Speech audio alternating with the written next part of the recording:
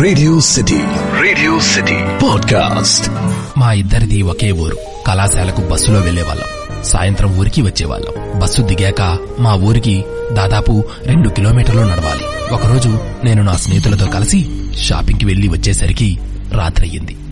బస్సులో సీట్లు లేవు. అది మిస్ అయితే మరొక బస్సు లేదు. తప్పనిసరి పరిస్థితుల్లో నేను నా స్నేహితురాలు నిల్చున్నాం. మా ఊరి వాళ్ళు ఎవరైనా ఉన్నారేమో అని చూశాం. ఎవ్వరూ కనిపించలేదు. కొద్దిసేపటికి సీట్లోంచి లేచి కూర్చోండని నాకు నా స్నేహితురాలికి పిలుపు. ఎవరా అని చూస్తూ ఉండగానే అర్థమైంది. సీను. పక్కనున్న ఆయనతో ఏదో మాట్లాడి అతను, ఆ పక్కనున్న ఇద్దరూ కలిసి లేచారు. నేను కళ్ళతోనే థ్యాంక్స్ అన్నట్లు చూశాను. తనకు అర్థమైందనుకుంటా. పర్వాలేదు అన్నట్లు కళ్ళు సైగ చేశాడు. అరగంటకు మా ఊరి క్రాస్ వద్ద బస్సు ఆగింది. ముగ్గురం దిగాం. ఏం భయం లేదు, నాతో రండి అని ముందుకు కదిలాడు సీను. సీను వెనకాలే నడిచాం. అరగంటకు ఊరు చేరాం. ఆ రోజు పరిచయం.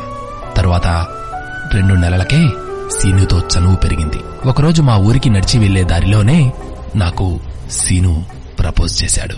నన్ను 2 ఏళ్లుగా ప్రేమిస్తున్నానని చెప్పాడు. అలా 6 నెలలు రోజూ ప్రపోజ్ చేసేవాడు. తన మీద నాకున్న మంచి అభిప్రాయం అతన్ని అడ్డుకోనివ్వలేదు. పైగా నా మనసులోనూ ప్రేమ ఉన్నట్లే అనిపించింది. అయితే మా ఇద్దరివి వేర్వేరు కులాలు. మా పెద్దలే కాదు, ఊర్లో ఎవ్వరూ మేం కలిసి జీవించడానికి ఒప్పుకోరు. ఈ విషయం నన్ను వెనక్కి నెట్టింది. 2012 ఫిబ్రవరి 14న ఇక నువ్వు లేకపోతే నేను బ్రతకలేను అని సీను చెప్పాడు. ఏమైనా సరే అనుకొని తన ప్రేమను ఓకే చేశాను. చెరువుగట్టు మా కబుర్లతో నిండింది. రోజూ ప్రయాణించే బస్సు మా చూపుల అలంకరణతో పుష్పక విమానంలా తోచేది. బీటెక్ ఫైనల్ ఇయర్ లో మేం చెరువుగట్టున మాట్లాడుకుంటుంటే మా బావ చూశాడు. ఇక ఇంట్లో చెప్పేస్తాడేమోనని భయపడ్డాం. ఇంట్లోంచి వెళ్లిపోవడానికి సిద్ధమయ్యాం. ఆ రోజు రాత్రి తిరుపతికి వెళ్లి పెళ్లి చేసుకున్నాం. చంద్రగిరిలో ఒక ఇల్లు తీసుకుని కొత్త కాపురం కూడా పెట్టాం. నేను ఓ కళాశాలలో లైబ్రరీలో పనికి కుదిరాను. తను ఏ పని చేసేవాడు కాదు. నేను తెచ్చిన డబ్బు, బంగారం 3 నెలలకే అయిపోయాయి. కష్టాలు మొదలయ్యాయి. కంట్లో నీళ్లు రాకుండా చూసుకుంటానని చెప్పిన సీను అవే కళ్ళలో నీళ్లు తొడవడానికి ఇష్టపడటం లేదు. తాగుడు అలవాటు చేసుకున్నాడు. నేను నెల తప్పాను. వద్దని అబార్షన్ చేయించాడు. నా ఆరోగ్యం బాగాలేక నేను లైబ్రరీకి వెళ్లలేదు. ఆ నెల జీతమూ రాలేదు. సీను, నువ్వు ఏదైనా పనిచేస్తే బాగుంటుంది అని చెప్పాను. నీ వల్లే నాకు ఈ గతి పట్టింది అని విసుక్కున్నాడు. రోజూ తాగడం, కొట్టడం ఇదే పనిగా పెట్టుకున్నాడు. నువ్వు లేకపోతే బ్రతకలేను అనేవాడు నువ్వుంటే బ్రతికే లేదు అన్నట్లు మారిపోయాడు. లైబ్రరీలోకి వేరే వాళ్లను తీసుకోవడంతో నాకు ఆసరా పోయింది. ఎన్ని రోజులని అప్పులు, ఆకలితో అలాగే పడుకునేదాన్ని.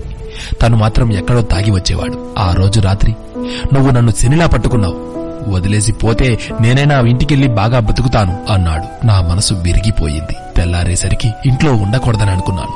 హైదరాబాద్ వెళ్లిపోయాను. అక్కడ ఓ స్నేహితురాలి సహాయంతో పనిచేసుకుంటూ బ్రతుకుతున్నాను. 6 నెలలు గడిచిపోయాయి. నా కోసం వెతుకుతాడేమో అనుకున్నాను.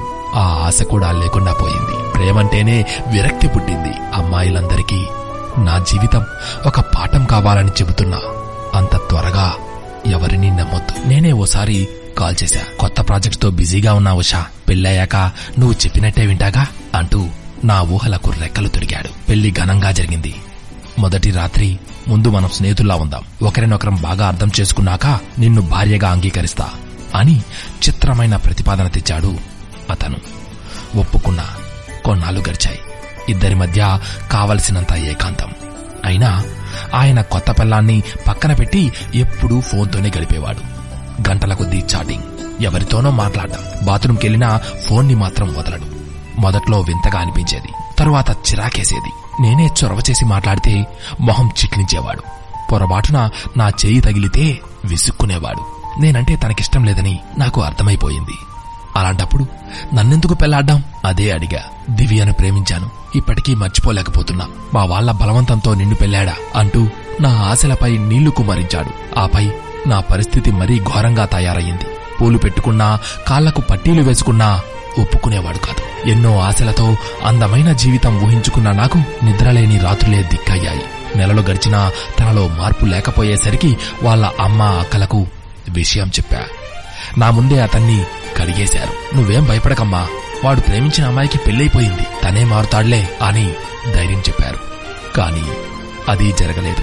అమ్మా నాన్నలతో గోడు వెళ్లబోసుకున్నాను. ఇరు కుటుంబాల మధ్య గొడవ మొదలయ్యింది. అయినా సరే తను పట్టించుకుంటేగా ఇక నేనే స్వయంగా రంగంలోకి దిగాను. మా ఆయన ప్రేమించిన అమ్మాయిని వెతికి పట్టుకున్నా. ఎందుకిలా చేస్తున్నావని నిలదీశాను. అయితే నేను కలలో కూడా ఊహించని విషయాలు చెప్పింది తను. ఆమెకి డబ్బులిచ్చి మరీ మాట్లాడించుకున్నాడట మా ఆయన. అసలు మీ ఆయన సంసారానికే పనికిరాడు అందామే. చదువుకునే రోజుల్లో జూనియర్ అబ్బాయిలను లైంగికంగా వేధించేవాడట. ఇవన్నీ వింటూ ఉంటే నా నోట మాట రాలేదు. డాక్టర్ దగ్గరికి వెళ్దాం రమ్మన్నాను. నాకేం సమస్య లేదు, కావాలంటే నీకు విడాకులిస్తాను గాని నువ్వు చెప్పినట్టు చేయను అన్నాడు. విషయం తేటతెల్లమైంది. నా బ్రతుకు బొగ్గిపాలయ్యింది. ఈ మధ్యే మేం విడాకులు కూడా తీసుకున్నాం. అతని గురించి వాళ్ళింట్లో ముందే తెలుసు. తెలిసి ఇలా చేశారు. తమ అబ్బాయికి లేదా అమ్మాయికి పెళ్లి చేయాలి అనుకుంటే పెద్దవాళ్లు కులం, గుణం, మంచి కుటుంబం, ఆస్తిపాస్తులు ఉన్నవాళ్లా కాదా వీటి గురించి వెతుకుతారు. అలాగే ఎదుటి వాళ్ల పరిస్థితేమిటి అని ఒకే ఒక్కసారి ఆలోచిస్తే నాలా ఎవరికీ అన్యాయం జరగదు కదా. నా కథ నేటి పెద్దలకు కనువిప్పు కలిగించాలని మనసారా కోరుకుంటూ ఓ సోదరి.